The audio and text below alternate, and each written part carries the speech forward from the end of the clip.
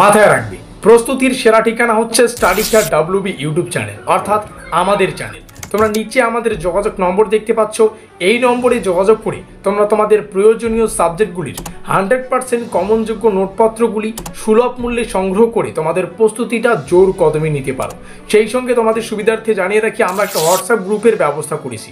সেমিস্টারের শুরু থেকে পরীক্ষা পর্যন্ত যত আপডেট, প্রত্যেকটা আপডেট সর্বপ্রথম আমরা আমাদের হোয়াটসঅ্যাপ গ্রুপেই দিয়ে থাকি।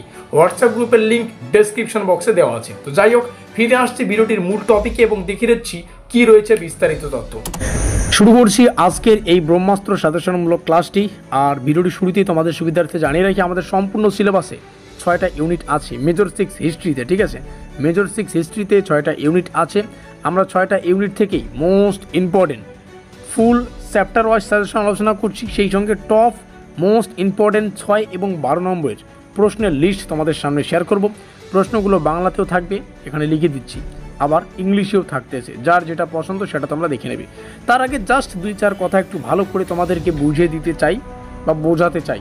দেখো, এই 4th সেমিস্টারে না আমাদের মেজর পেপার 3টা পড়তে হবে, মেজর 6, মেজর 7 আর মেজর 8। আর কেউ যদি ভাবো তোমরা আমাদের পেইড নোটস নিয়ে পড়বে, সেক্ষেত্রে আমরা মেজর 6, মেজর 7 এবং মেজর 8 এই 3টা পেপার থেকেই 100% কমনযোগ্য প্রশ্ন এবং উত্তরগুলো পেইড নোটসের আন্ডারে করেছি। তোমরা এই 3টা পেপারের নোটপত্র মাত্র 850 টাকায় সংগ্রহ করতে পারবে। যাদের সাজেশন প্রয়োজন সাজেশনটাও দেখে নিয়ে পড়তে পারো। আর হ্যাঁ, আমরা ইউটিউবে ফুল সাজেশন আলোচনা করি না যদিও, তো এখান থেকে পড়লেও কিন্তু তোমরা 70-80% বড় প্রশ্নের দিক দিয়ে কভার করতে পারবে। যেমনটা বললাম, 6 এবং 12 মার্কের বড় প্রশ্ন যেটা আছে সেটাকে কভার করতে পারবে। 3 মার্কের প্রশ্ন উত্তর আমাদের পেইড নোটসে আছে। তো 3 মার্কের শুধুমাত্র না, 6 আর 12-এরও কিন্তু প্রশ্ন উত্তর আমাদের পেইড নোটসে আছে। তো সাজেশন যাদের প্রয়োজন, তোমাদের জন্য লিমিটেড সাজেশন, টপ 6 এবং 12 নম্বরের প্রশ্নের সাজেশন শেয়ার করছি। চলো শুরু করছি। শুরু হচ্ছে আমাদের ইউনিট 1 থেকে। ইউনিট 1 থেকে 6 মার্কের যে কয়টা প্রশ্ন পড়তে হবে তার মধ্যে প্রথম, দিল্লি সালতানাত যুগের ইতিহাস লেখার ক্ষেত্রে পার্সি সাহিত্যের ভূমিকা আলোচনা করো। প্রশ্নগুলোর শেষে স্টার চিহ্ন দেখবে, সেটা গুরুত্বকে ব্যাখ্যা করে। আর প্রশ্নের ইংলিশ ভার্সন এখানে, যার যেটা পছন্দ সেটা তোমরা পড়বে। ঠিক আছে, দ্বিতীয় প্রশ্ন, প্রাক আধুনিক ভারতের ইতিহাসে শিলালিপির গুরুত্ব।